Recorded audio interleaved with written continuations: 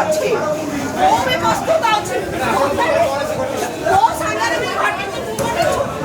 ମା ସେଉଟା ପିଲାଟାକୁ ଆଣିଥିଲି ଅପରେସନ କରିବାକୁ ମତେ କହିଲେ ଲେଡିଜ ଦରକାର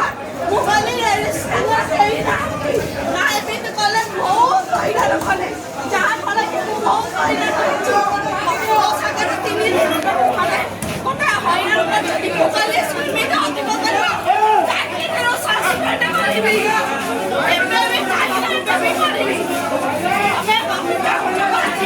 ପରୀକ୍ଷା କରିବି ପୋଲିସକୁ ପରୀକ୍ଷା କରିବି ଆମେ ଯଦି କ'ଣ ଚାହୁଁଛୁ ଏଇଆ ମୋର ରିକ୍ୱେଷ୍ଟ ଚିକିତ୍ସା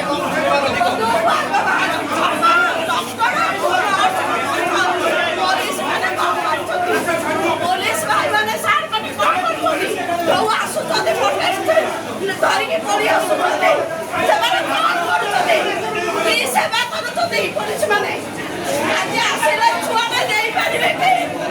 ଆଉ ତାଙ୍କ ମାଆକୁ ଗୋଟେ ମାଆର ଛୁଆ ଦେଇପାରିବେ କି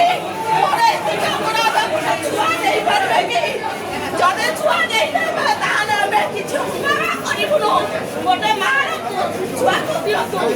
ମୋର ଏତିକି ରିକ୍ୱେଷ୍ଟ କେହି କୁହନ୍ତି ଏଇଠି ନା ପୋଲିସ ନା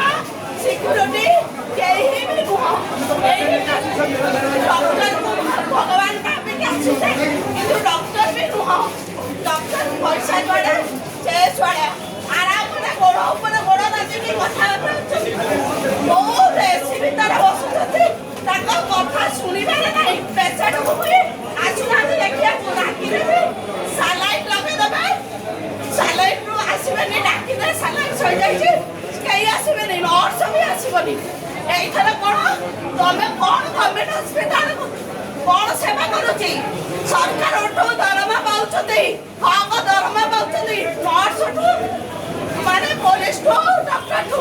ଏମାନେ କି ଚିକିତ୍ସା କରୁଛନ୍ତି ଏମାନେ ମାରୁଛନ୍ତି ଆଉ